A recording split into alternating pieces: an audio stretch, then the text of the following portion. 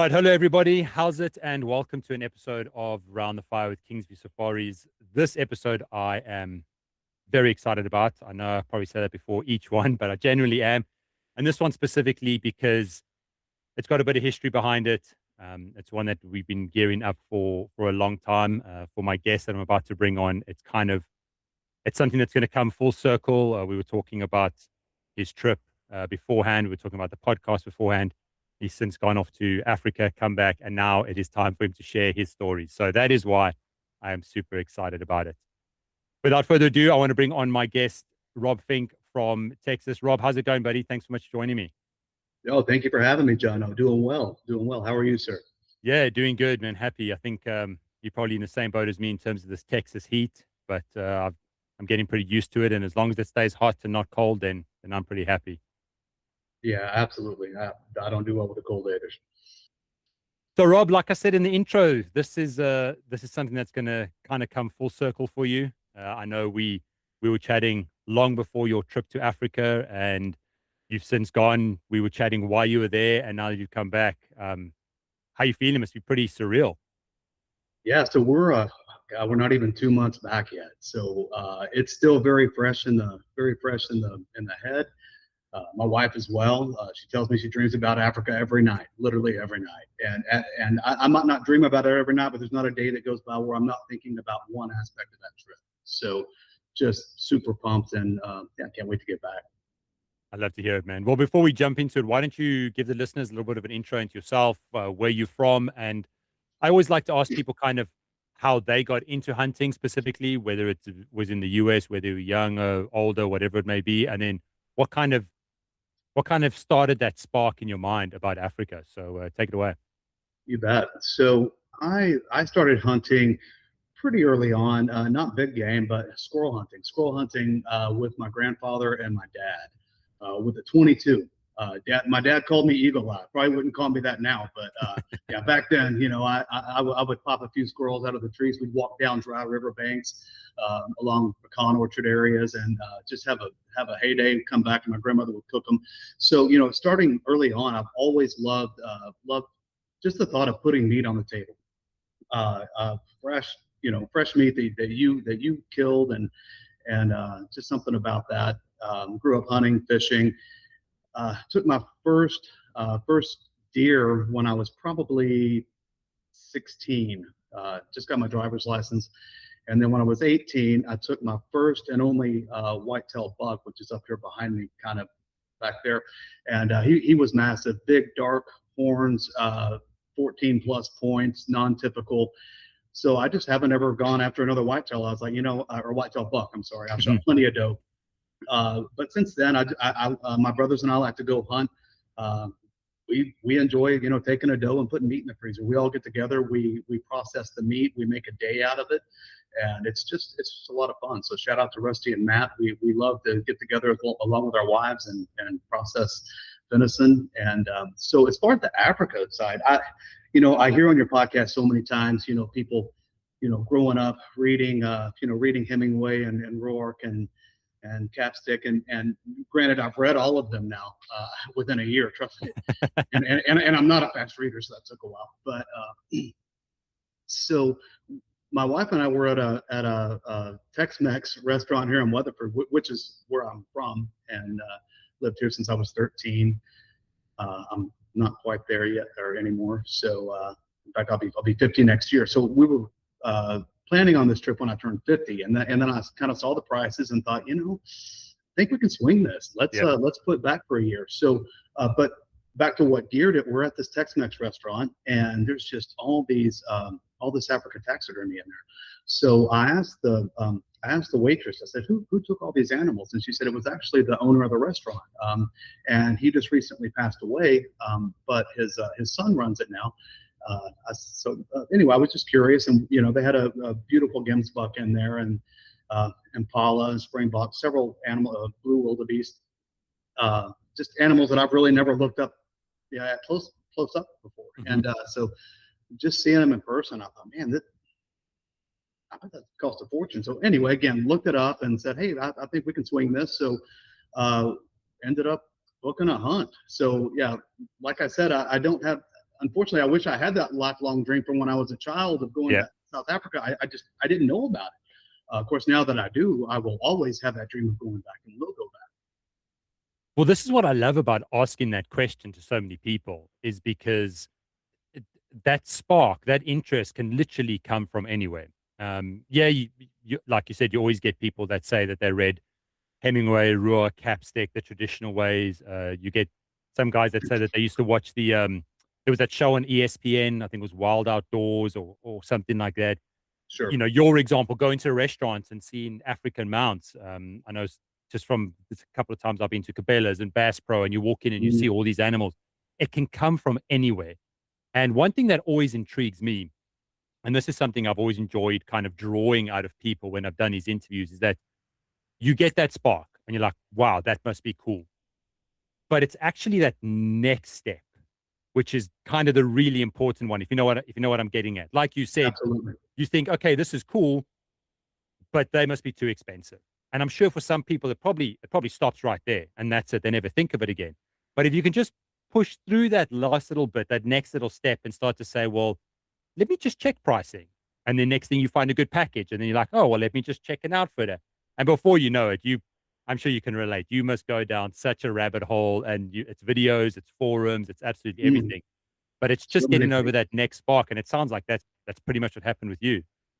Absolutely, yeah, and then the video started. You can ask my wife how many YouTube videos we watched. Oh my goodness, and that was well before I even knew about your show, along with some other podcasts that I've listened to and learned a lot from. And yeah, so and honestly, I thought when I got back from the hunt, I would be done watching the YouTube videos, and almost every night as I'm going to bed, I'll pop one on. I just love it, love watching it. Yeah, it's amazing what you can learn from those YouTube videos, and I'm sure it must be a little bit more different. I don't quite want to get into your hunts just yet. We're going Sure, to of build up course. to it, but I'm You sure bet. it must be pretty cool for you to have watched those Africa hunts on YouTube. Now been there, now you could probably watch some of the same ones and be like, oh, I know exactly what these guys are going after. I know that bird call. I know what that terrain is like. It must be so cool to now have that sort of that common ground with these videos that you're watching. Yes, sir. Absolutely, it does. Well, I'm going to take it back a little bit because this is a story that I've been itching to tell the listeners on this podcast, and it's one of the cool things that I always love about hunting and the hunting community specifically. Now, you and I have actually met in person, as many people might not realize, and I must admit that when I chatted with you, I was very surprised at how much research you've done, your enthusiasm, how you actually knew a lot about the area before you're going out, and you asked me questions which were spot on, and I really enjoyed it. But how we got to meet was a little bit of a round story. You and your brothers actually drew some tags to come and hunt in the San Angelo area where I'm from, isn't it? Close. It's actually it's just a walk on. It's a walk on property.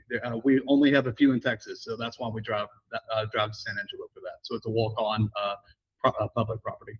Yeah, and I'll never forget. I think you sent me a message and you're like, "Look, we're coming down. We're hunting in San Angelo. If you're in the area, would love to meet you, and you can come to where you guys were hunting, and we'll throw some meat on the fire and chat." And I was like, "Yeah, hell man, let's do it." And I remember I was telling my wife about it, and my wife was like, "Well, who are these guys?" And I said, I don't really know. They listen to the podcast." And she's like, "Okay, well, where are you going?" And I said, "I don't know. Rob sent me a pin. It looks like it's out in the middle of some forest somewhere."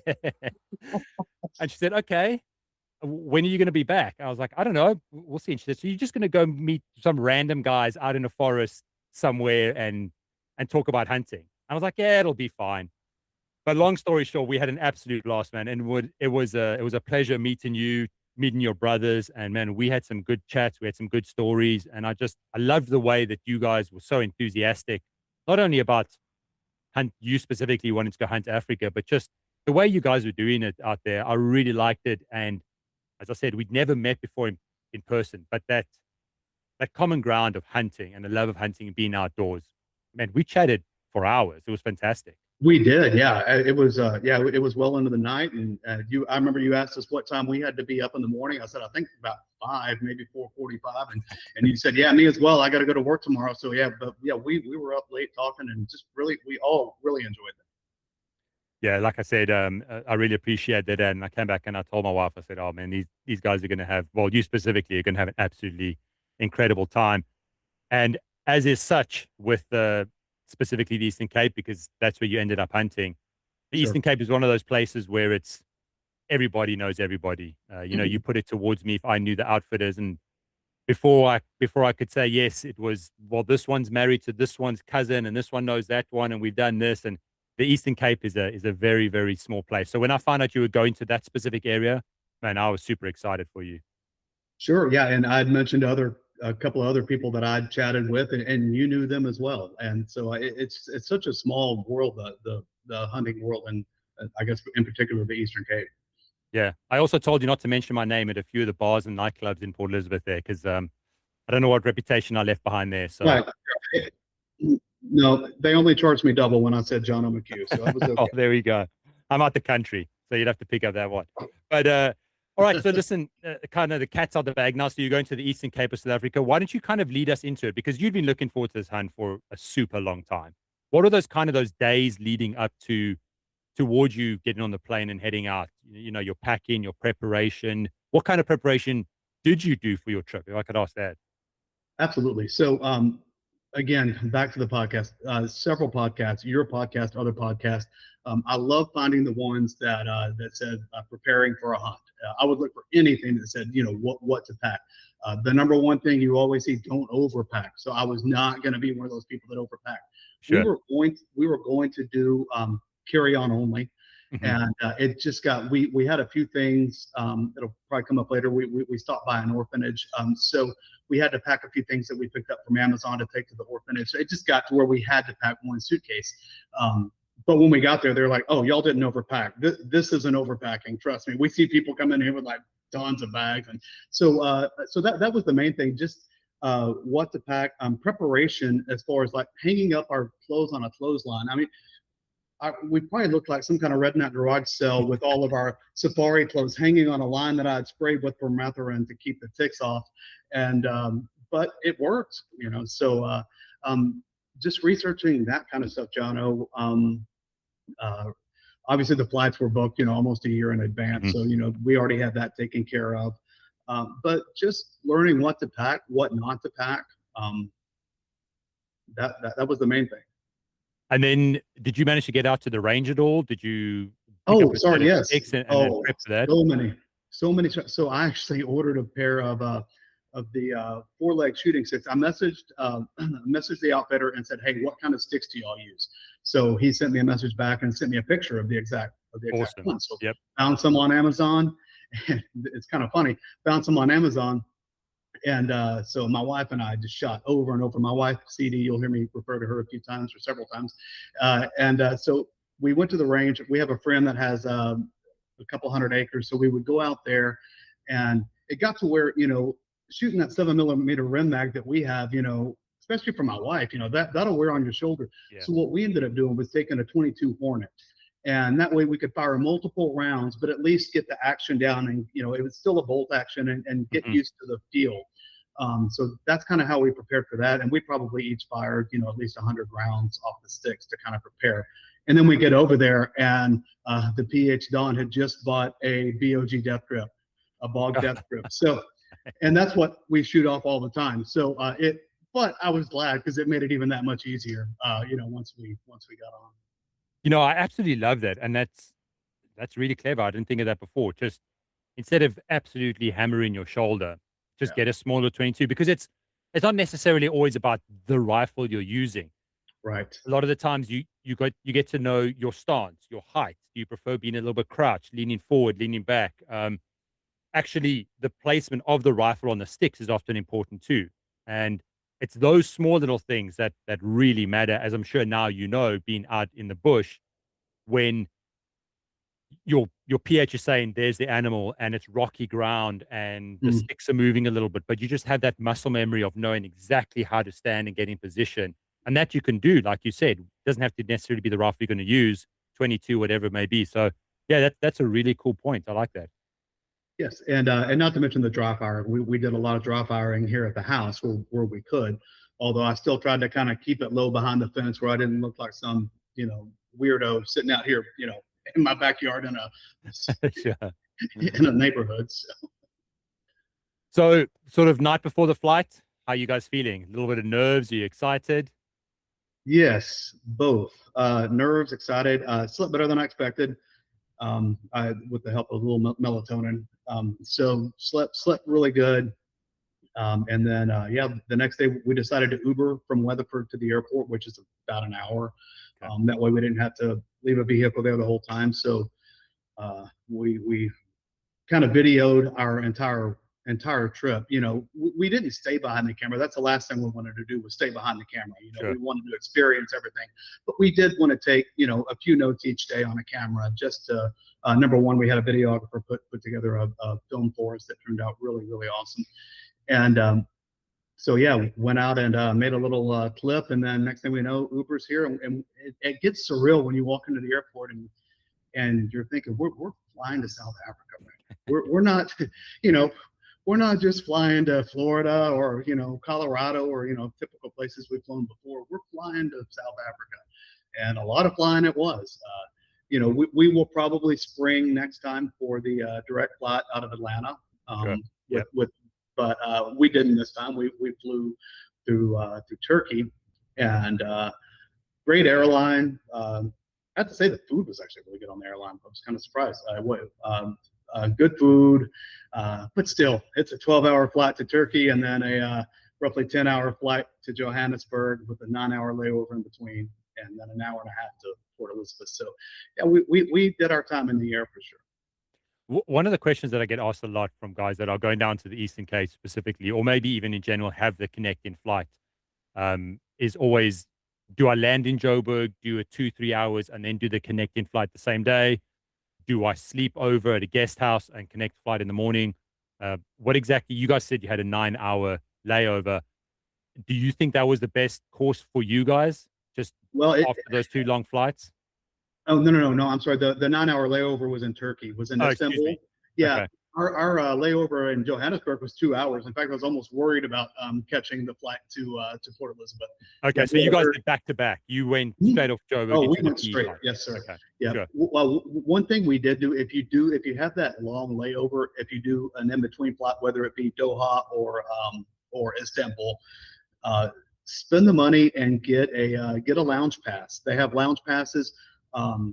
You can find them online. I found these for, I want to say, $45 or $50, and all the food you want to eat, all the drinks are included, and a shower. They had showers there, so we're able to take a shower, freshen up, and it didn't feel like you were stuck in an airport for 9 hours. It was a nice kind of getaway for a little bit.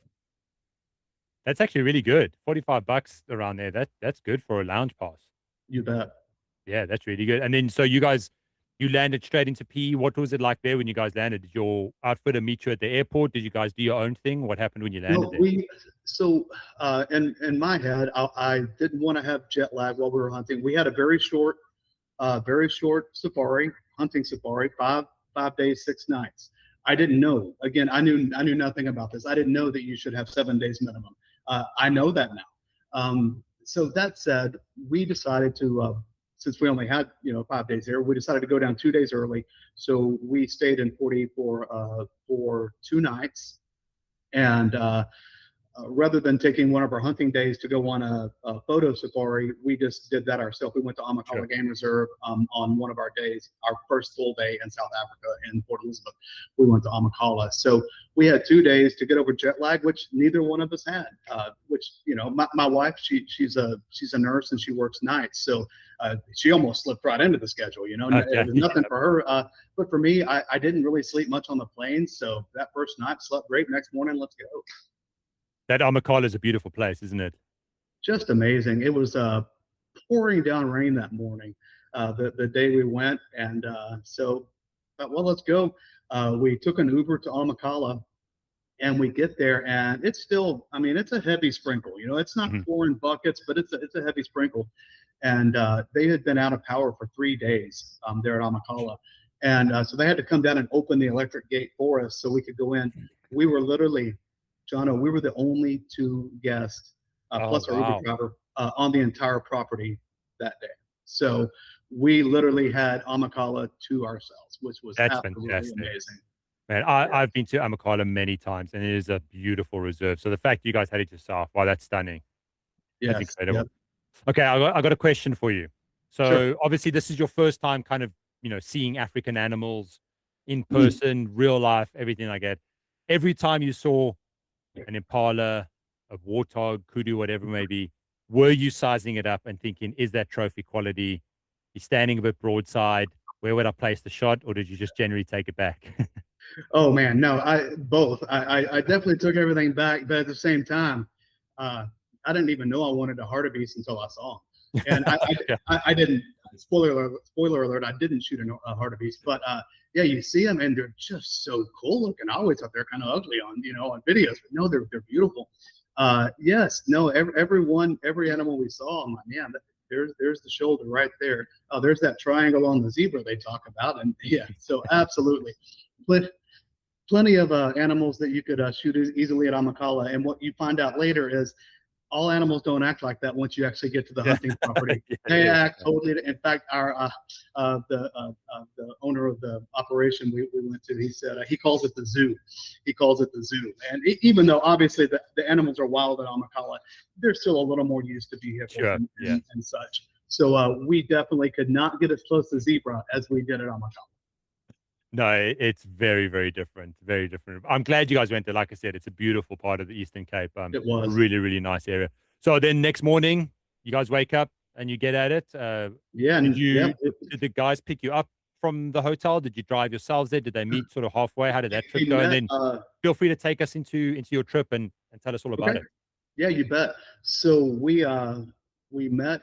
We against your better advice, we rented a car, and so being from the U.S. and driving on this side, and then going over there and driving on the other side, it was raining.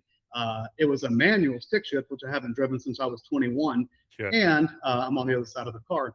So that was quite interesting, which is why we Ubered to Amacala. So but anyway, we met the PH at the car rental back at Port Elizabeth Airport. It was really cool because we're standing outside of the rental car place and we're just waiting for Don or PH to come pick us up. And we see these Land Cruisers, and every time we see a Land Cruiser, a Toyota Land Cruiser, oh, that's him.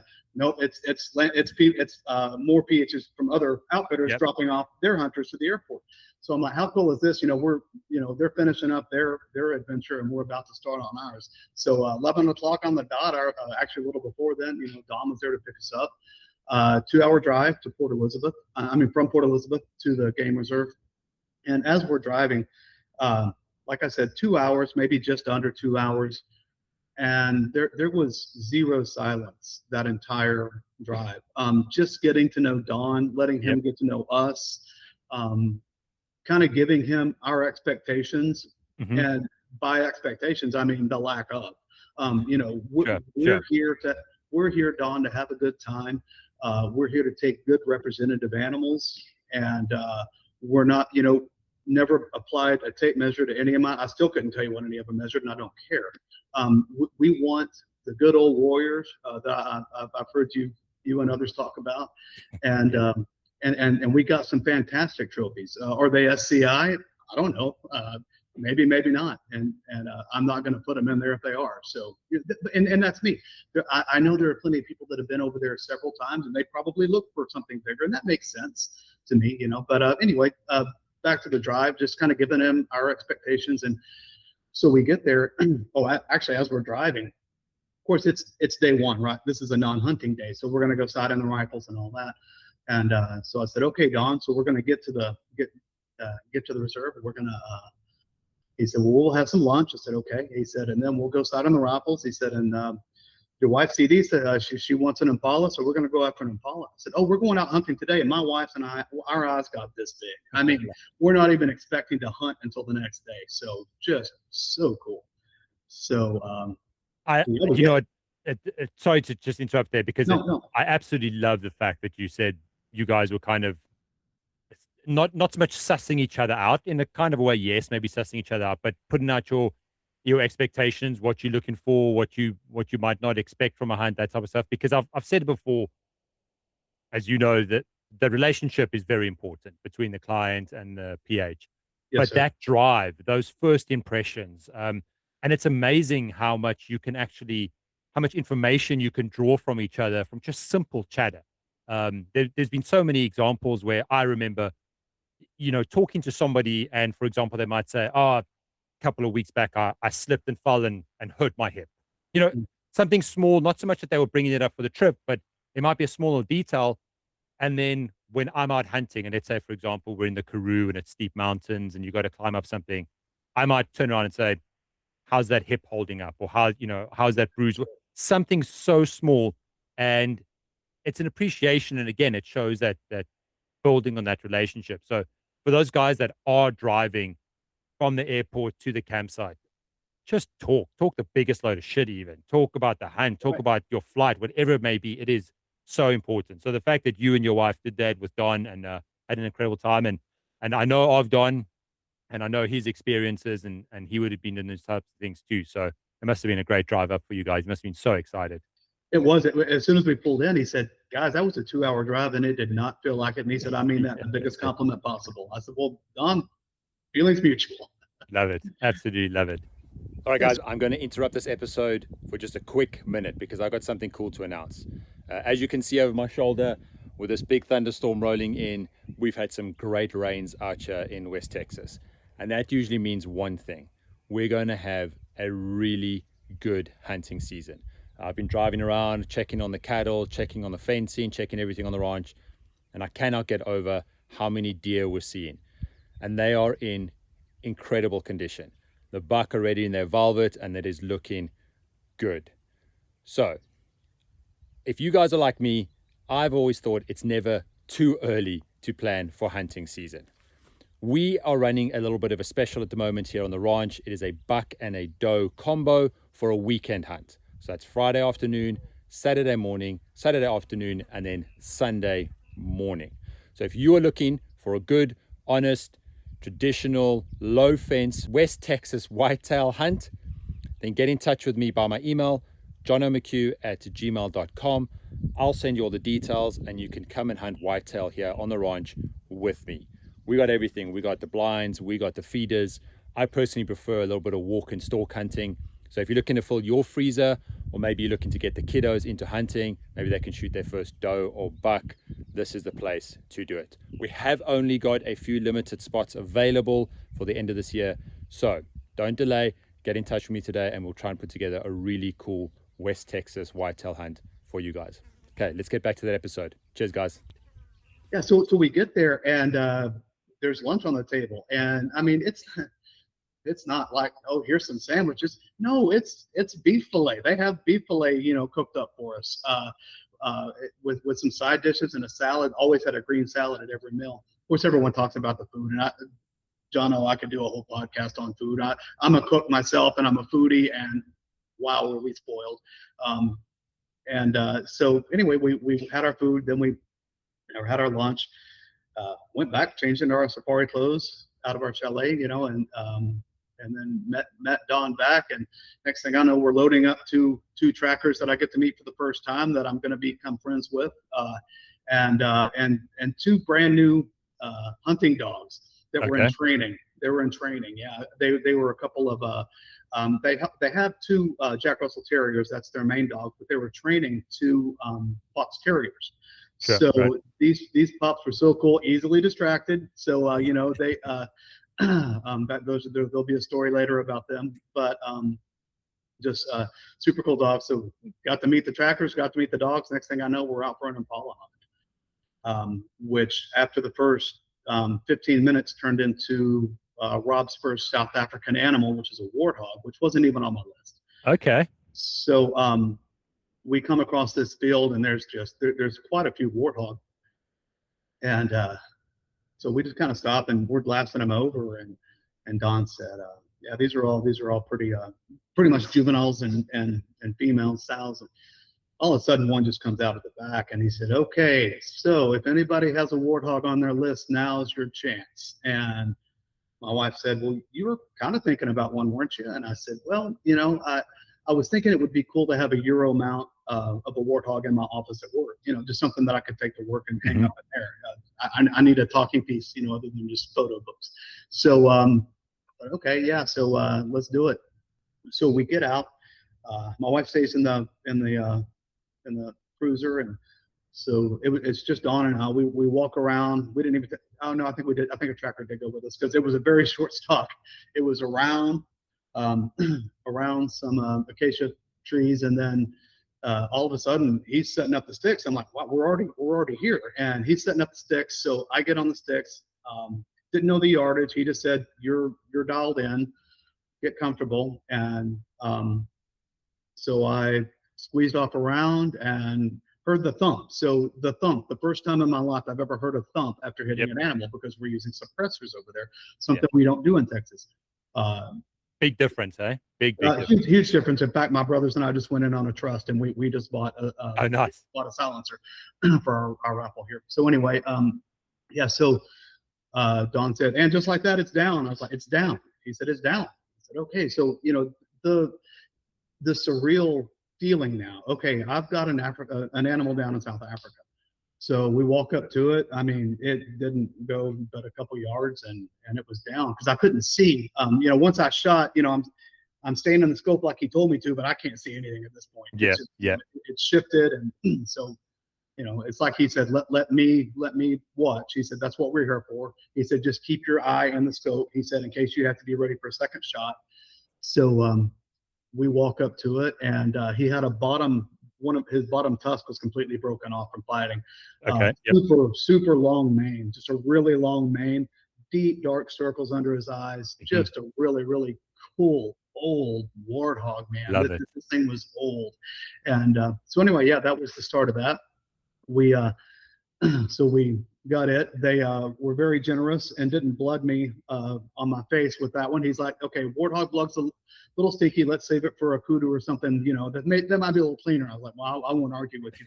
Yeah. So so we load back up and get the warthog loaded up, and now we're out looking for CDs Impala, and so many stalks, so many stalks. I say so many, it's already, well after 4 p.m. by now, so we had until about 5:30 generally of shooting light, 5:30 p.m. And So, this is still your first day. Like this is the day oh you yeah, yeah. arrived. This is the half day. Yeah, we weren't even expecting to hunt this day.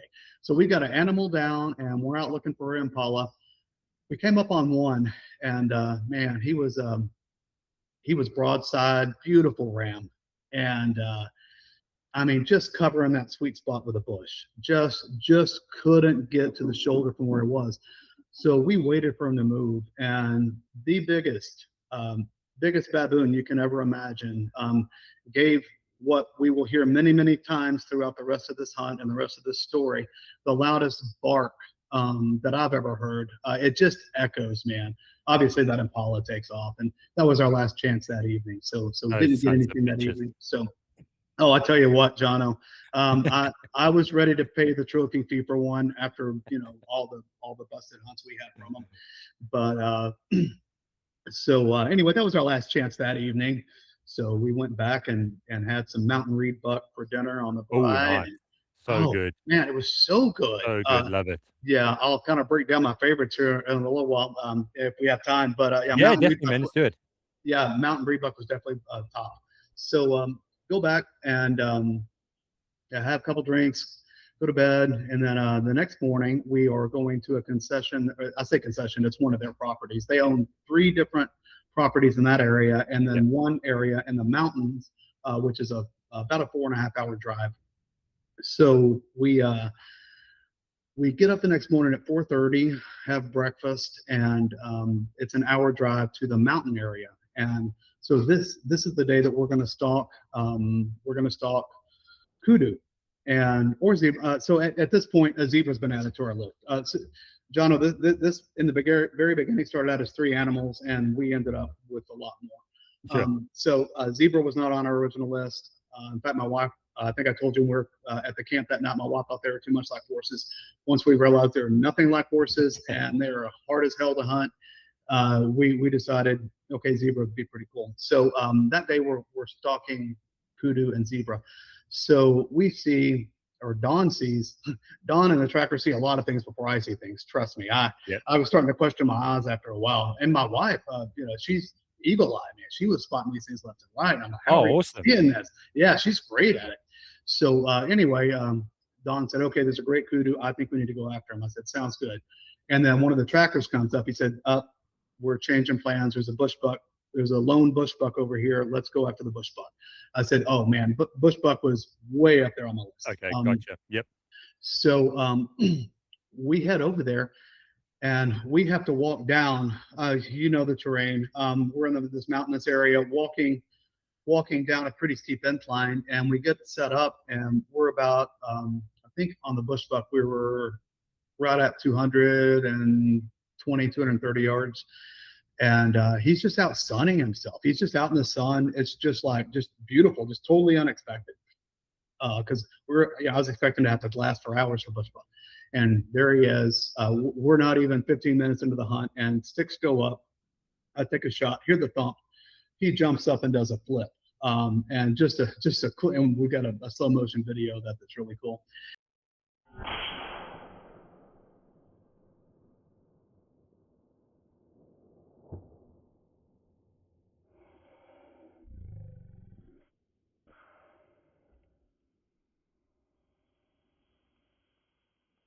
And so it does a flip, goes down.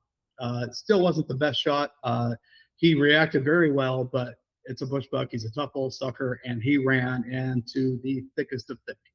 So we get back up into the not Bucky, sorry, Land No, you got it. Bucky. Bucky, you got it. And we drive all the way around to the other side of the mountain. Well, we start walking down this. I call it a mountain. It might not be a mountain to some people. It's a mountain to me where I'm here in flat middle of Texas. But it was steep, and we're walking down, and I'm almost getting sick to my stomach because I know that we're going to have to go back up. There's no way that Land Cruiser's coming down here to get us. So we keep walking and keep walking and keep walking.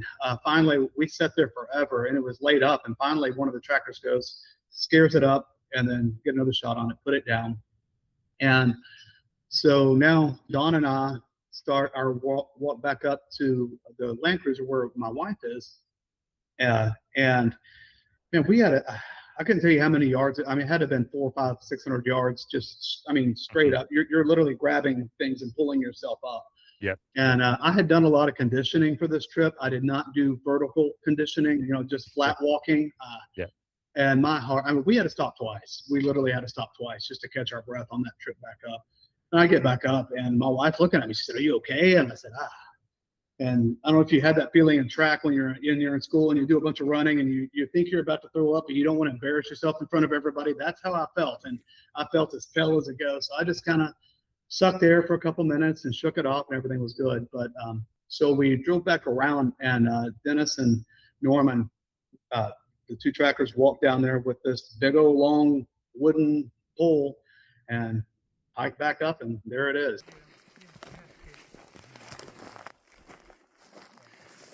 Tini Madoda. Fumana. There's Rob's beautiful bushbuck. Shot him back there. The guys have just pulled him out. So got pictures and videos with that. Well, that area, I know the guys that you hunted with, and I hunted quite a bit in that area too. There, I think it might be the same area, so just correct me if I'm wrong. But the ground, the terrain, also, it's not like rocks. It's like a blue shale type of ground. Did you hunt in the same area? Do you know what I'm talking about? It was a lot of round rocks. Yeah, it's almost like you're walking on like a fine gravel, and it's slippery. It's really hard to get a good grip underneath. It's not like thick rocks and stones where you can kind of really dig your boots in. It's a lot sort of slippery. If I'm still kind of in the same area where you hunted, I'm thinking about. But like you said, so you climbing straight up, and you kind of taking one step forward, two back type of thing, and you struggling to get grip. It can take a lot of toll on you guys there. So you bet. Yeah, being in good shape for sure. So yeah, that was a workout. So felt pretty good after that. So we after seeing my bush buck, it made everything worth it. Hey, I've got my first of the spiral horns. So yeah, we went and had actually no, this is still pretty early on actually. So we had a couple more stalks on kudu. John, it was crazy. So a kudu hunt would turn into a zebra hunt, and it would turn into a kudu hunt, and back into a zebra hunt. And my wife was going to take the zebra, and I was going to take the kudu. So literally, it was us back and forth on the sticks.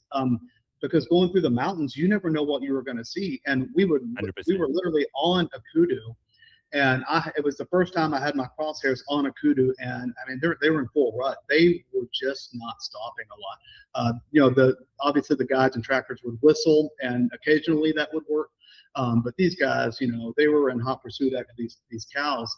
So so then next thing you know, oh, there's some zebra over here. Let's stop. And then, you know, boy, they moved like crazy too. Never dreamed zebra hunting would be as hard as it was. So anyway, went the rest of the day until dark, and we just never got a shot on an animal. So that bush buck was our one animal for that day. That's good. At least you didn't pass up on that one. That's a fantastic animal. So happy I took that. And so anyway, we head back, like I said, an hour drive. We get back a little after 7 o'clock, and of course they have their appetizers, the biltong, and I was introduced to chili bites, which is one of my new favorite things. They're just these little, it's a little sausage, spicy sausage, has a nice heat to it. Oh, so good.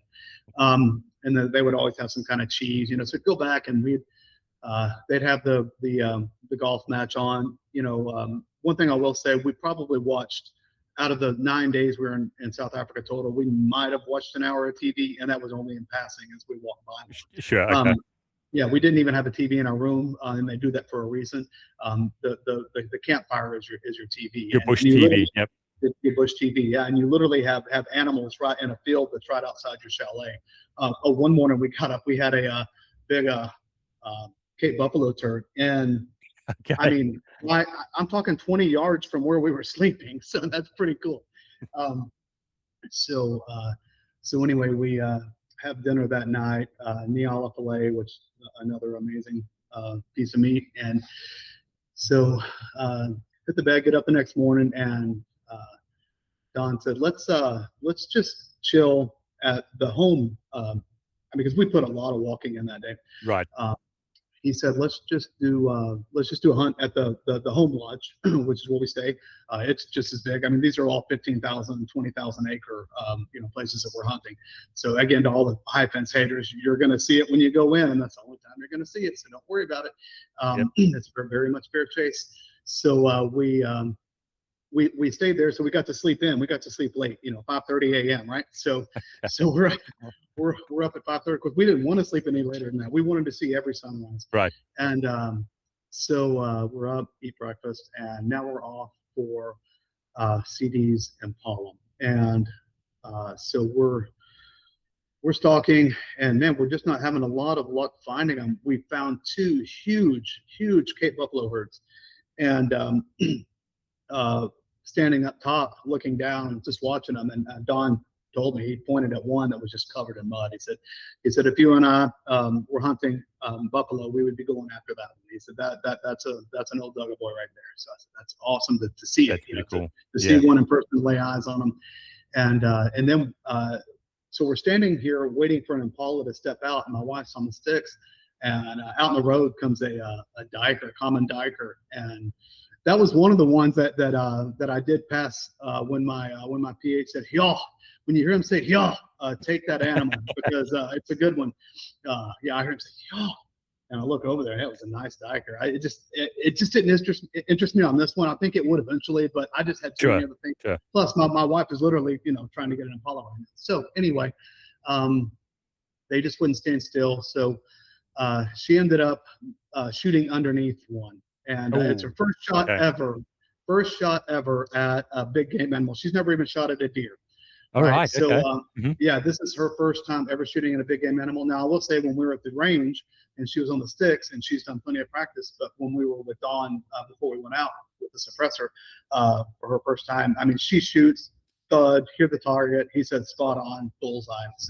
So we were comfortable with her shooting. She was comfortable, and but, you know, it's just that first animal jitters, I guess. But fortunately, clean miss. It was very apparent she missed. You know, they could see the dirt kick up underneath it. So it ran off, and she was just absolutely devastated.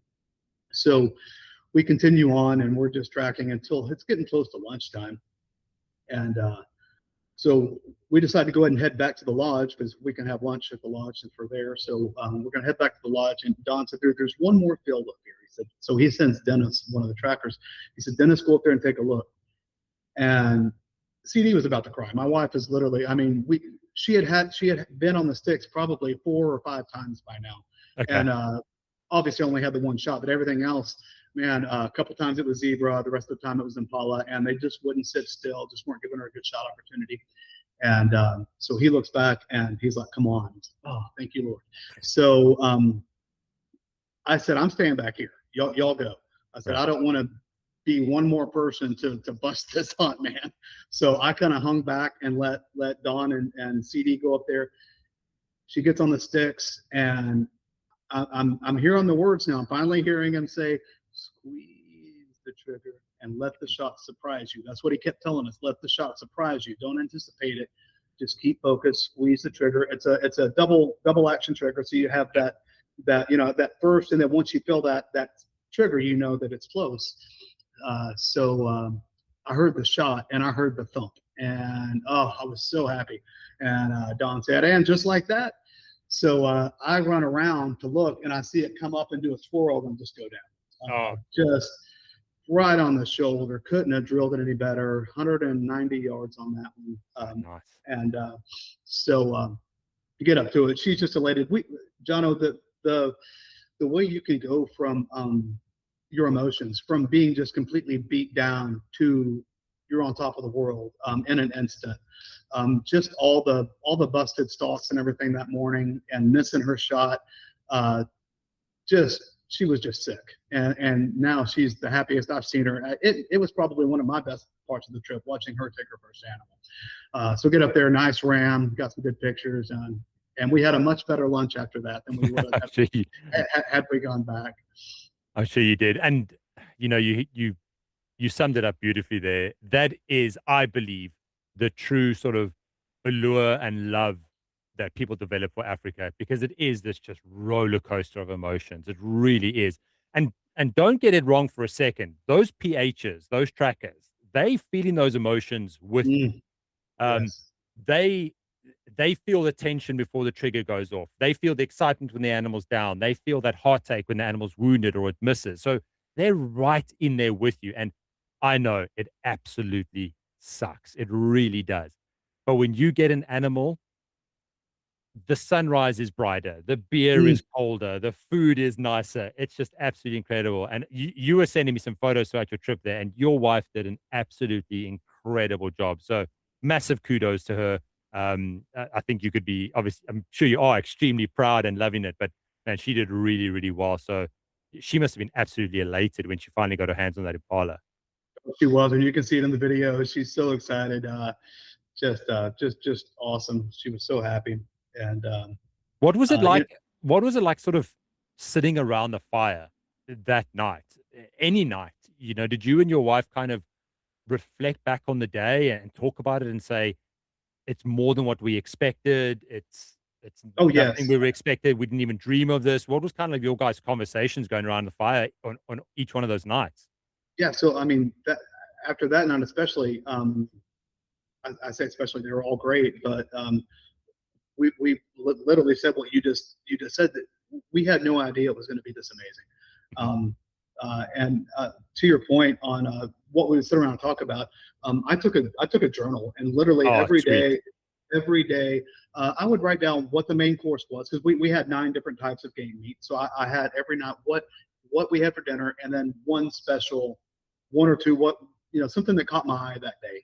It wasn't always shooting, obviously. It could have been the day my wife spotted an aardvark, and it's only the second time during the daytime that our PH Dawn has seen one with a client during the day. Okay. So that was really cool, getting to see an aardvark. But yeah, just sitting around the fire, just talking about just reliving the hunt. Heck, you said it before, that shot's a fraction of a second, but walking up to the animal, finding the animal, which fortunately we were very blessed, and there well, there were one we didn't get later, but walking up to the animal and just seeing it and knowing that it's done, Yeah. just such an awesome feeling. And it must have been good to kind of just get that first animal jitters out too, because then Yes. it's amazing. You kind of look at everything a little bit differently. You Sure. you get into a groove of what the trip's about. You bet. You kind of, after a blown stalk and then a successful one and just getting a good shot off, it builds that confidence. And Sure. then, I mean, I don't know what you and Don spoke about in terms of kind of working towards animals. I know obviously that area that you guys hunted in, kudu numbers are really good. You said Yeah. zebra running around all over the place, so you got to take your opportunities. But for you and your wife, as the animals and the shots went on, you definitely must have been building your confidence and kind of thought, okay, I've got this. Yes, exactly. And that led to, so the impala was before lunch. After lunch, we went back out and started stalking zebra. And we had seen him earlier that day, and now we're seeing impala left and right, of course, because we already got our impala. So why not? Hey, everybody come out. So now we're after zebra, and man, they were so elusive that day. They just wouldn't come out. We would find them, and then they were, half a mile away, just hauling tail. So finally, we had an idea where they were going to come up, and it's getting close to dark. This is the same day of the impala hunt, so our second full day, and CD CD was going to take the zebra too. It was going to be her hunt, and so we're stalking, and we send one of the trackers down, and he radios back up to us. He's down in the valley somewhere. He says, "Okay, they're coming up here. They're gonna head towards this hill over here, this mountain." So we haul there in the cruiser, and we stop, and Dawn said, "We'll walk from here." And my wife's like, "It's been a busy day." She said, "I got my impala. I am happy." She said, "Bob, you take the zebra." I said, "Are you sure?" I was like, "No, you take it." She's like, "No, go shoot the zebra." She said, "I know you want to." I said, "Oh, I'd love to." But yeah. So anyway, we walk, and so we stop, and we see them walking up this hill. So Dawn sets up the sticks, and I mean, we are getting close to dark. It is getting very dusky, and so the stick's set up, guns there, and I look through, and I see the zebra. We're waiting on this one stallion to step out from behind a bush, and they're at 260 yards. 260 seems to kind of be a running theme later on. This is kind of the distance they seem to be at. And we hear something crashing towards us, running. I had no idea what it was. Dawn might have known what it was. I didn't know. All I know is something's running towards us very quickly, and we can't see because it's behind the bush. Behind the bush comes this kudu cow, and she's running full speed at us. And so I'm on the sticks, and I'm not going to just move and let her bowl the gun over. I thought I was going to get bowled over. And so what I thought was 10 feet, which Don corrected me later when we're telling CD the story. He said, no, it was 5 feet. When she realized that we were there. We locked eyes, this kudu cow and I. And when we did, she freaked out, spun hard to her left, and went away. So I look at Don, and Don's looking at me, and his eyes were as big as mine. And I thought, well, maybe this isn't something you see every day, because he seems pretty surprised by this. And he just said, "Can you believe that just happened?" I said, "No." So I get back on the sticks, and that stallion still, fortunately, wasn't freaked out by the running of the kudu, because it was still plenty far away, I guess. And that's good. Yep. This mare steps out from behind him, and Don told me, he said there are 2 females that we could possibly take, because he said a zebra and a gemsbok. And I said, I'm fine with the mare. I said I would rather have a bull gemsbok. I said I don't care about the length of the horns. I want the nice girthy old bull. So I said, yeah, I'm fine with taking a mare. So she stepped out, found that triangle, pulled the shot off 260 yards, and sorry, what caliber are you using? I didn't ask earlier. Yeah, 7mm rim mag, same as we use here, which worked out really well. Right. So took the shot, heard the thump, and Don's just shaking his head like she's done. And I said, really? He said, clean pass through. He said, she's literally squirting blood out of both sides. Oh, nice. Okay. I said, okay. So that made me feel better. So we go back and get in the bucky and start driving down. We pick up Dennis, the tracker, who meets us back up on the road. I don't even know how they found their way. It just blows my mind. But so pick him up on the way down there. And of course now it's kind of dark, and he's got his headlights on. It's a little unnerving too because we had spotted some leopard paw prints earlier, so Yes. we know there's leopard in the area. But so we're driving down this road, and Don says, "So where's the best place to find a dead zebra?" And I said, "Well, I don't know this riddle. I don't know, Don." He said, "Right on the road." So she had come down 400 yards down the mountain and crashed out literally on the Oh, road. no I way. mean, yes. So No. my trackers were just smiling ear to ear that they didn't have to drag this 650-pound animal. You know, Yeah, they're looking at me I like, bet. "Hey, can you do this with all your animals?" So we got her right there, and they had a winch, an electric winch, you know, that, and got her pulled up. Obviously, got some pictures. Didn't do a video with her because it's already getting late. And anyway, It's a big animal, back, hey? huge. I Big was animal and just strong. blown away. Mm. Big, strong. Yeah, she ran 400 yards, and Don said, "I don't know how because you took her lungs both clean out." So yeah, pretty awesome animals. And so yeah, so that now to the campfire. To go back to your original question, yeah, we were talking about the zebra hunt, the impala hunt, just cheers all around. Oh, that's fantastic, man. It Yeah, I, I love hearing all those ones, especially with the zebra hunts. Some of my fondest memories as a PH have always been zebra hunts and how difficult sure. they are, and the fact that you know, going even further back when you kind of touched on the high fencing there, I still Mhm. I still bash my head against the wall when I hear people make stupid comments like, "Well, it's behind a high fence, it's shooting fish in a barrel," and you just you I'm sure you can relate to this, but you can't explain it to the guys. You literally can't explain it. You You can't can. talk about how deep the valleys are, how thick the brush is, how Mm. every other animal has got two sets of eyes on you, how the climate, the weather plays a role in it, how massive these properties are. It's just not the same. So for You you guys to, I mean, it doesn't sound like any one of your animals would just, hey, there's an animal, walk up, pow, and No. it's done. Like, this is Oh, good, hard, yes, honest hunting. absolutely. Yeah. So the next day, I know we've been talking for a minute, so I'll speed it up. But so the next day No, it's we're all good. hunting. Take your time. Take your time. There's always a part So two. no, there you go. So we're hunting kudu the next day, um, back up on the mountaintop property. So again, we stayed back at the home property. So now we're back to the mountaintop property. So up at 4:30, get out there, and oh, we spot a nice one early on, and get him in my scope, and he is I mean, just straight up, just chasing the cow straight up. So then this day we walked a lot. My wife stayed back a lot at the cruiser while we did just a ton of walking and glassing and walking and glassing. So we uh, we found, we got one within 60 yards.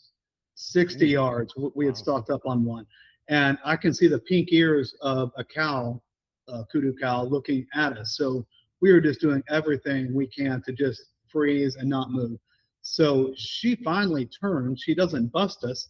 So I get on the sticks, 60 yards away. Oh my gosh, here's the kudu. This is amazing. And the baboon goes off, and he Ah, takes off. shit. Oh, Jono, I I was ready to pay the trophy fee, man. All right, Oh, where's man. he at? Where's he at? So he takes off, and I don't think I'm exaggerating when I say that we saw 20 kudu altogether that day. It might have been 15. I don't know, but just here and there, just and then not to mention the one we heard. You could just hear them just running. Yeah, it's a Uh, great area for kudu. It really is a good area oh, for it's kudu. just Yeah. insane. So anyway, we make our way up for lunch. We had oh no, I'm sorry, I did have one more. I had one in my crosshairs one more time. Baboon went off again. It's just such a loud bark. If you've never heard it, it's eerie, it's creepy, and it just echoes through those canyons. It's just wild how much it echoes. So get on one, and Don wouldn't tell me the yardage. Sometimes if he thought the yardage would get into our mind, he wouldn't tell us, which is fine. He said, trust the rifle. He said, Yep. trust how I have you dialed in. Yep. You had a wind turret on it on the scope. I mean, this is top-notch equipment we're using, so I wasn't worried about it. And I glance over, and from what I could tell on what he had adjusted, I think I was at 450. And so had my scope on him, and he was just behind a little bit of brush. I said, do you think it's clear to take through that brush? He said, I wouldn't chance it at this distance. He said, let's just give it a minute and see what he does. And then again, the baboon went off.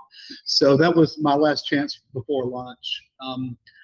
So we go have lunch at this really cool spot. Sorry, can I just Yes. jump in for a little second there? Because that, what you said, is massively important. I'm actually literally going to do a video on my pH breakdown series on just what you said there.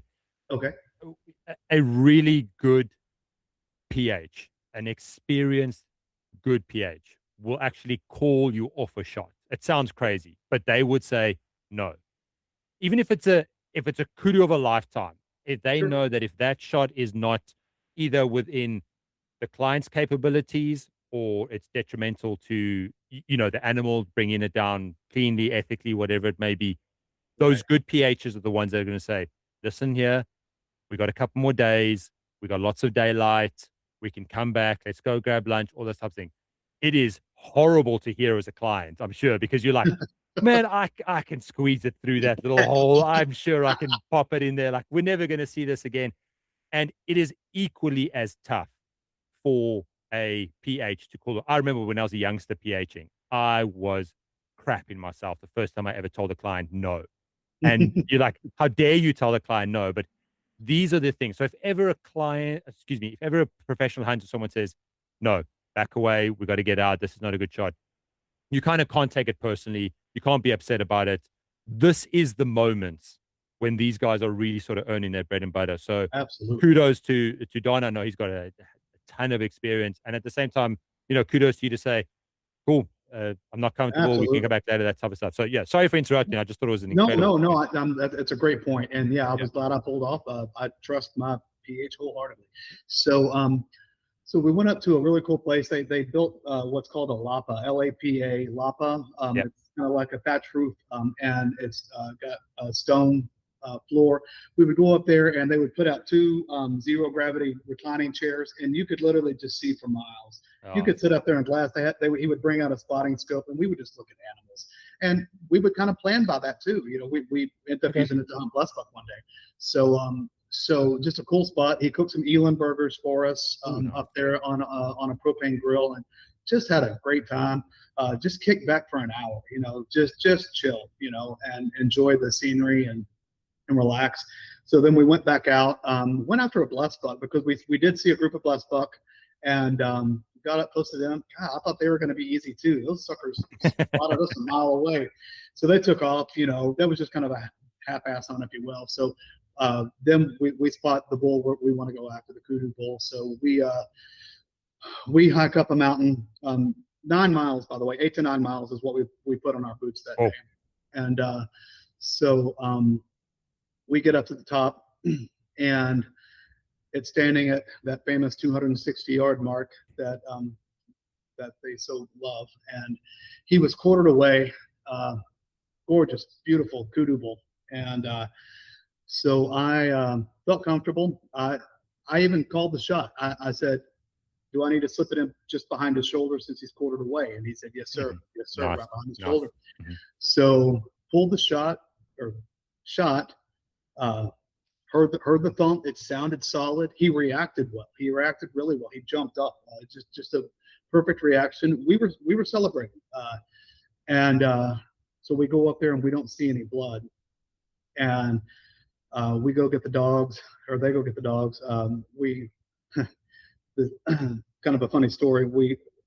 Dennis, one of the trackers, of course, broken English. They speak Kosi, and so he goes up and finds my wife in the the cruiser, and to get the dogs. And she said, well, did he hit it? And he taps his shoulder, wounded.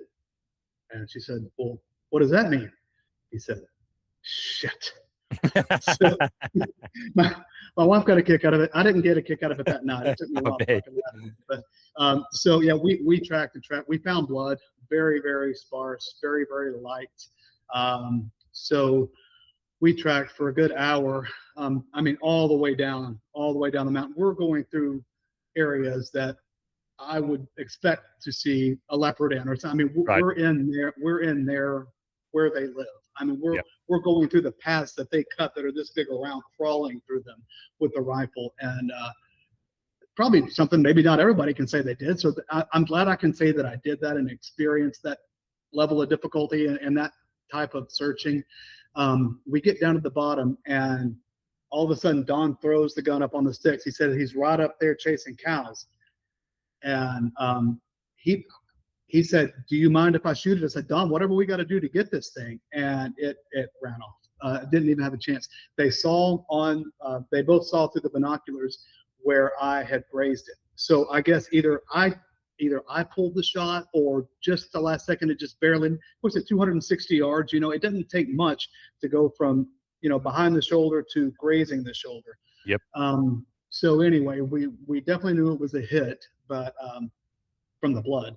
And then once they saw that, they knew that was the kudu. So we continued to go after him, and just we chased him till dark, and just never got on him again. So it was a hard lesson learned. I still don't know what the lesson was. I'm sure I was meant to be taught a lesson in that. I was very silent on the drive back. It was an hour-long drive back, and I wasn't saying anything. My wife was, you know, talking, you know, and trying to cheer me up. And you know, Don finally told me, he said, you're going to have to process this, and you're going to have to get past it. He said, if you haven't missed an animal or had a bad shot, he said, you haven't hunted long enough. And I appreciated him saying that, but I still felt like crap. Number one, I wounded an animal. I don't think, John, I don't think it was a lethal wound. I hope it wasn't. I hope he's out there running strong right now. So yeah, that was one of the worst. I'll be honest. I was kind of done with hunting in Africa, period. At that point, I was sick to my stomach. I didn't think anything was going to make me feel better, and so we got back to the lodge, and they had cooked up some of the zebra that I shot the day before. So nice. I'm like, okay, this is cool. Vic, the owner comes up, he pats me on the back and says, there's not anything I can say to you right now that's going to make you feel better. I said, I appreciate that, Vic. And he said, just know that there's plenty of hunting left. We're going to have a good time, and it's going to be all right. And you know, John, it had nothing to do with having to pay for that animal. I don't care. I budgeted for that animal. That didn't mean anything to me. It was the fact that I wounded something and couldn't recover. And that was just the sickest feeling one of the sickest feelings I've ever felt. So, anyway, had the zebra, which by the way was it was my favorite meat, my wife's favorite meat of the whole trip. Okay. Isn't that crazy? Who would have thought? Now, don't get me wrong, it was all fantastic. The kudu, we had kudu, we had diker, we had just wildebeest. But the zebra, for some reason, and I don't think I'm being partial just because I shot it, I just thought it tasted amazing. So much that I told my wife, I was like, I'm ready to go they have some big ranches in Texas that you can go on a zebra hunt. Yeah. It's not that expensive, and we can fill the freezer. So I might actually do that. No, I love zebra. Zebra meat is delicious. It really is nice. I'm glad you guys got to enjoy it, because it's one of those meats that you kind of got to know how to cook it, especially with a lot of the fat, off the top of the back. It tends to have that yellow fat on it. So, but those guys that you hunted with, listen, they know what they're doing with their meats and everything like that. But yes, anybody listening, if you've got an opportunity to eat some zebra in Africa, wherever it is, oh man, just tuck in. It really is a good meat. Very nice. You bet. Absolutely. And in fact, these guys actually own a butcher shop there they're in town. So they process all the meat, and so yeah, it was great. So still, I'm not down in the dumps, feeling a little better, but still, it wasn't a great night, a little bit sleepless. I just kept replaying that shot over and over in my head. Just kept replaying that shot. Yeah. What did I do wrong? So the next morning we get up, we head back to that same property, but across the street. So John, literally 400 yards, to the mark, 400 yards away from the mountaintop property, we go to the plains property.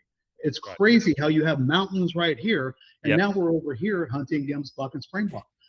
Just insane. So we literally cross the road and go down 400 yards, and we get on this property, see a group of gemsbuck, and Don said, let's put a stalk on.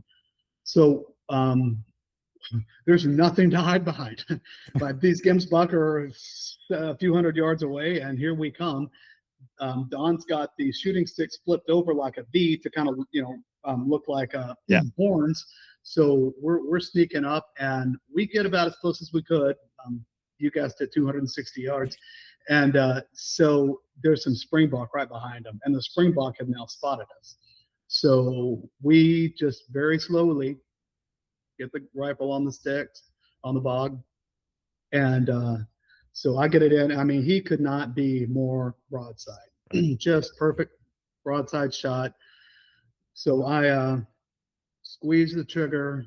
I heard the thump, and as he's running, I can see blood coming out, and we just hear him going, whoo, whoo, just two loud blows, and Don and the tracker are high-fiving. They're patting me on the back. I said, okay. Right.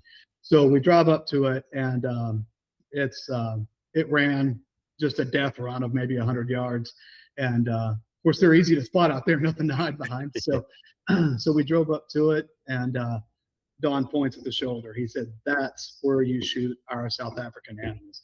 Yes. So that, Jono, number one, his trust in me to take a shot at 260 yards after what happened with the Kudu the day before, that really made me feel good. And then knowing I could do it, he flipped it over. We flipped it over, and there was a knot on the opposite shoulder. He said, "Feel that knot." He said, "That's your bullet." He said, "It literally went straight through to the other shoulder and stopped right here under the skin." Yep. So it was really cool. Got it cleaned up. He said, "Okay, CD wants a springbok. Let's go get a springbok." So by now it's 8:30. So we head over to an area where we knew the springbok liked, and we set up at a dam, and we kind of put some trees around us. See, we had done a ton of walking. He said, "This is so open." He said, "We're going to kind of see if they come out around here." Okay. So we're sitting there. One of the tractors is up above a dam where, well, they actually call late little tanks dams over there. But yeah, we do. So set up behind what I would call a dam, a big incline, and the tractor's up there. And after we're sitting there probably about half an hour, he motions for us. So Don tells my wife to come up there. So CD literally belly crawls up the side of this dam, and he said, "Are you comfortable shooting in prone position?" She said, "What's that?" He said, "From your stomach." So he has the BOG completely splayed out to where it's just laying flat. Yep. So has it in there. He said, "You're actually going to find that this is pretty stable." He said, "I think you'll be fine." So I didn't go up there. Again, I wasn't about to bust this hunt, so I didn't get to see either one of our shots. But I hear the shot. I didn't hear a thump. Number one, it's super windy, right? Super windy. So all I hear is, "You smoked him." And I was like, "Oh, thank you, Lord." So she's just like, "Yes." And I get up, and I mean, it dropped. I mean, it just, so I definitely didn't see this one because it literally just dropped to the shot at 343 yards. So we've got a couple of anxious corgis back here. So anyway, yeah, she got the long shot award. I finished off the hunt with my with an Impala the next day at 333. So I couldn't let her. No, 323. Sorry, I couldn't let her have the. I had to let her have the long shot award. So yeah, I kept my Impala shot low. But anyway, so just an awesome time. She loved that. And then so we went and had lunch. That's right. And decided to go after she decided she wanted a blessed buck. Decided to go after a blessed buck, and so by the time we had stalked and all that, she's like, "Rob, take the blessed buck." She said, She said, "I wanted South Africa's national animal. I got to smell the cotton candy off the gland in the back." She said, "I got my Impala." She said, "Go shoot this blessed buck." So we made a nice little stalk on a blessed buck and got it really. This one was not 260 yards; it was 80 yards. So okay, here we go. We snuck up on them as we were coming up, and there they were. They couldn't see us, so I had a nice vantage point. So took the blessed buck at 80 yards, and really cool looking blessed buck. Had the nice straw color horns and black stripes on the side of the horns, white patches on the face. Just a really cool looking blessed buck. So anyway, that was the last of that day. The next day, my wife said, "Hey, it's our last full day here. Let's just sleep in." And I said, "Hey, I do leather work, so I'd like a little bit more leather. What if you sleep in, and maybe me and Don go get me an Impala? And she's like, go get an Impala. I'm just gonna sleep Nice. in. So told the ladies in the kitchens, like, don't worry about breakfast for me in the morning. Just pick something for my wife if you don't mind when she gets up. Right. And Don and I had a yogurt and a rusk and some coffee, and we were on our way. And we stopped for a while. We kept running into these eland, and that was the last little funny thing was these dogs we were training. So it was cool. Anytime we would shoot an animal, they'd grab it by the horns and just, mess with, Yep, I'm sure yep. you know what I'm talking about, to get them used to an animal coming at them. Yes. To someone who didn't know, they probably thought it was disrespectful. It wasn't. They were just trying to get the dogs used to the animals. So I shoot my Impala. Like I said, we stalked up to about 323 yards, came up on a herd. It was a lone ram.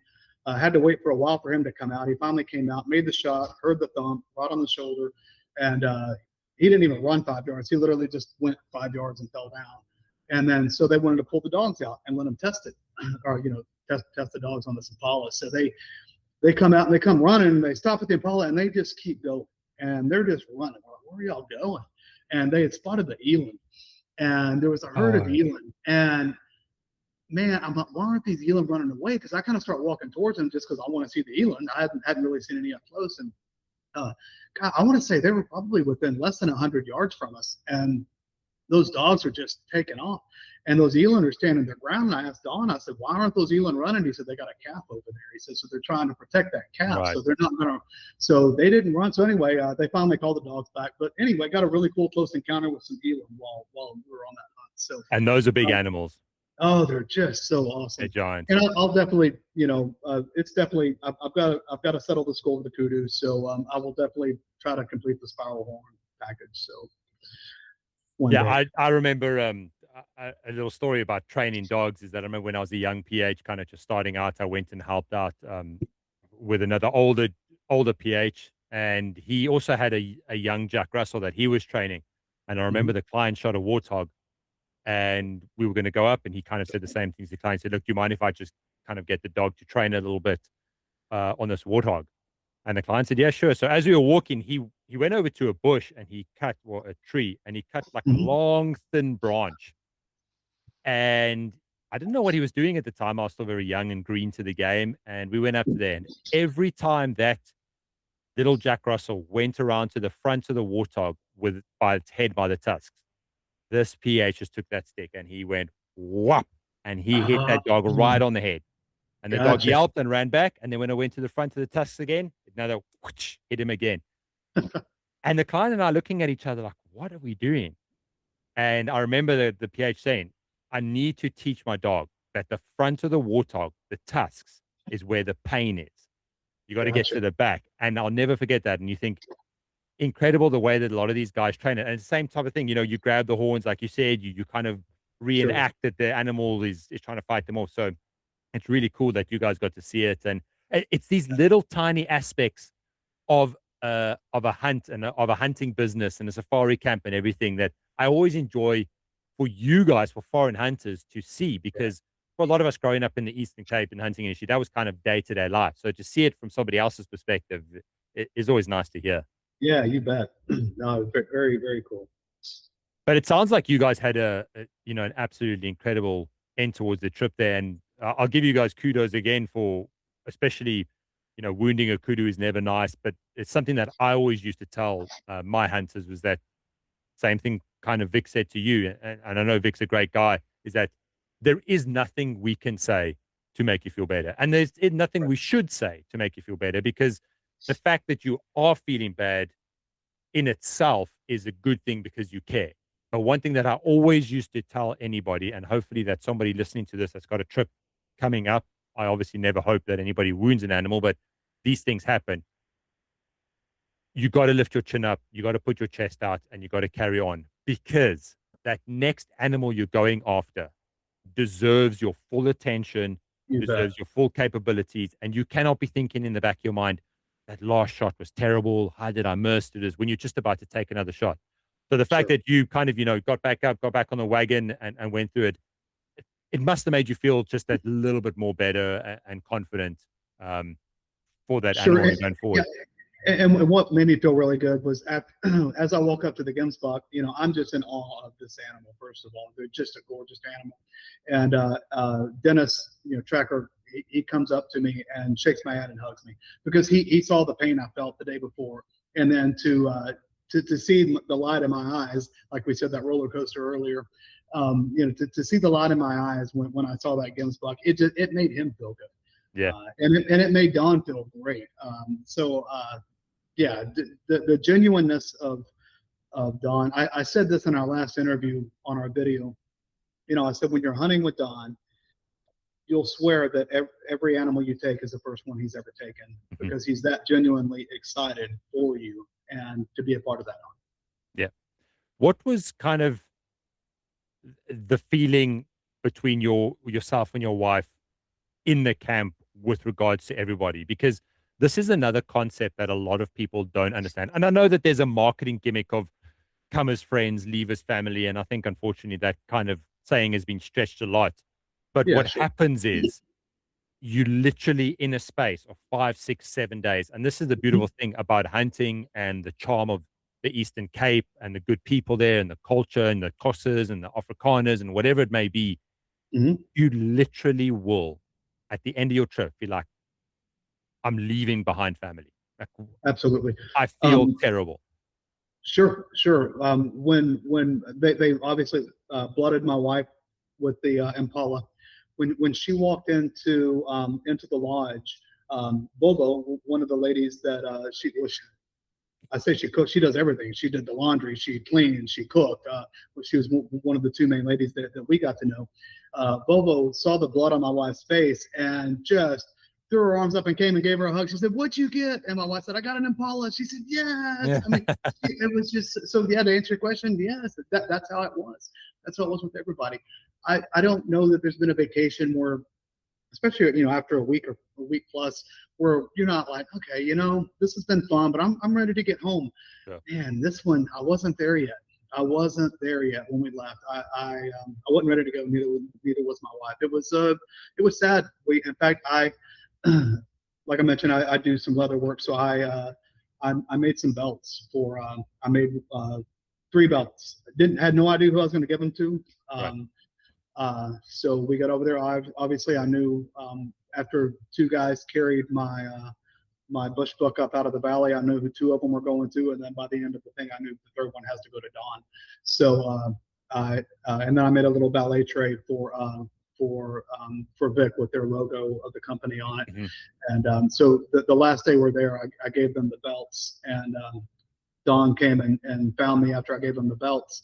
And he said, "I just want you to know," he said, they're very keen on that. He said that really meant a lot to them that you brought that for them. Obviously above and beyond a tip or anything like that. I just wanted to have something. It has my stamp on it with my name and my logo. And I showed him that. And I said, this used to be one big piece of cow. I said, I broke it down into strips and I made belts. And I told them the process of how I make them, and they just really appreciated it. So absolutely, it was like leaving family.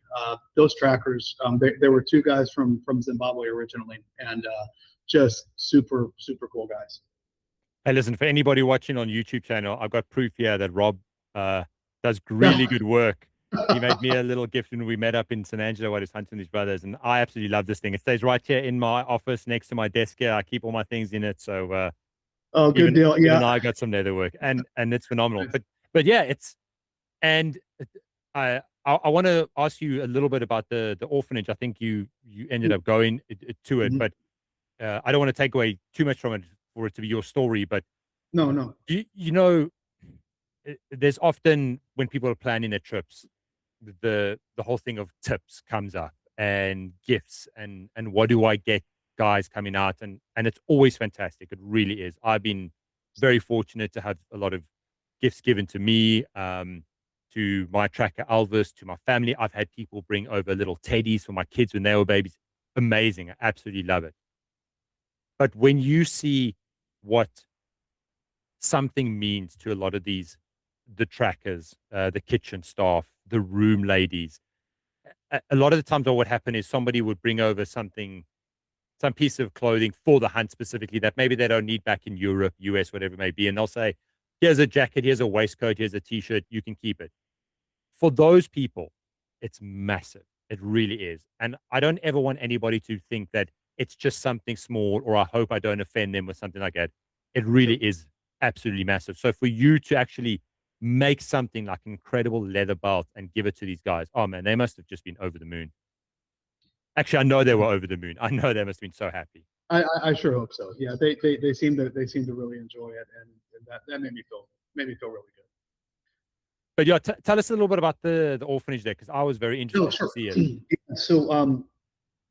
Yeah, the outfitter used to team up with a school, but then they kind of found out maybe some shady things were going on with the Right. donations. It wasn't going to the right people, maybe more the teachers and not the kids. And so they picked this orphanage. There's 19 children staying at this orphanage. And what they do is, if hunters want to contribute, they can go. Like I wanted to physically go there, so I asked if we could, and they obviously said we could. But some hunters will just leave behind a cash donation, which is what the hunters prior to us had done. And so they took that cash donation and bought some really nice jackets, because they're obviously going into their winter as we're there, or about to. So we stopped by the butchery that they own, and we got 60 pounds of ground meat and sausages, and all frozen. So we took that to them. And then, like I said, we just ordered some little small Bibles for them, and some globes so where they could kind of see where we live and where they live, and some coloring books and some map colors. And yeah, just we were there, maybe 30, 45 minutes, and met the lady, Carmi, that runs it, and spoke with her for a while. And she kind of explained that there's 3 different houses. She starts them out when they're real young, and they kind of progress to each different house. One is ran by her daughter, and I forget who the third one was ran by. And so as they get older, they kind of progress through the houses. All these houses are, within a stone's throw, less. They're literally connected almost. And then the school they go to is walking distance. It's just less than a block away. It's all right there together. So yeah, that was a really good experience. I'm behind the camera as they're singing. I got the joy down in my heart, and I'm like, I'm not crying, you're crying. I love the fact that you guys got to see pretty much all aspects of the hunting industry and the benefits that it does. Right. I know that you guys that hunted with, as you touched on earlier, they have their own butchery. So you got to see that literally every single piece of that animal gets used. And it does. It does. We saw my zebra hanging up in there. It was cool. Oh, nice. Well, there we go. You see every aspect of it. The job creation, the use of the meat, the supporting of communities. It just has this broad aspect. Even the fact that you and your wife got to go and visit Amakala earlier, which is not a hunting reserve at all. It's purely photographic. They're benefiting in a way from it, from people coming out. The Uber driver has benefited. The hotel has benefited. So I always tell people that when you go out there, do as much as you can, enjoy as much as you can, and kind of spread it out there, because it's just this incredible model, this incredible system where so many people benefit. And now, as I'm sure you're probably planning for your trophies to come back, taxidermy, whatever it may be, that is now going to touch more hands, support more families, support more businesses. That it's just two people went out there, and all those hands, all those families that you guys touched is incredible. It's absolutely unmatchable. So I'm really glad that you guys got to see that, you and your wife. Me too. Yes, sir. Well, this has been pretty surreal for me, because like I said, we were chatting long before your trip. We managed to go meet in person, and we spoke about doing this episode, and Africa has come and gone. So the only real question left is, when's the next trip? Oh, good question. I was saying 2028. I do recall though that my wife said, you promised we would go to Alaska, another bucket list place for us before we go. I said, okay, we will definitely go to Alaska before we go back to South Africa, but it will definitely be before 2030, probably 2029. Or if we can squeeze Alaska and Africa, I mean, who knows? Why not? We'll see how the cards lay. Look, I'm sure either way, you guys are going to have an absolutely incredible time. But look, if anybody would obviously like to get in touch with you, maybe someone's planning a trip.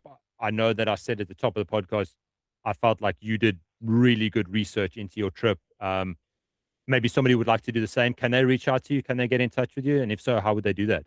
100%. So you can reach via email Rob, R-O-B, Fink, F-I-N-K, F as in Frank, Rob Fink 10 at yahoo.com. I'm also on Facebook, Rob Fink. There's not a lot of us. If there's more than one, I'll be the one with the Gims buck in my profile pictures. Nice, man. I absolutely love it. And I'd love to get you back onto the podcast to kind of talk about, your process of the trophies and when you do Sure. eventually get them back. I Okay. feel like that's another big important part of the overall trip that people need to consider even before Yes. they leave for Africa. So it'll be cool to get your thoughts, experiences, and if you can provide any advice on that, it'll be Okay. 100%. Yeah, glad to. Absolutely. Yep. So hopefully February. I'm thinking, well, that's probably maybe when they'll ship. So, maybe probably March or April of 2027, we'll have those in our house. So, Sure. Well, Rob, please pass my best on to your wife, and absolutely huge congratulations again. Like I said, I enjoyed seeing the trophy photos, and I'll put some of them up in this video. And man, thank you very much for doing this podcast, for having you on and sharing your stories. And next time I'm up Weatherford Way, we're going to have to grab a beer sometime. oh, please do. And thank you for having me, John. I really appreciate it. Anytime, man. You're most welcome. Thanks, Rob. Take care. All right. You as well.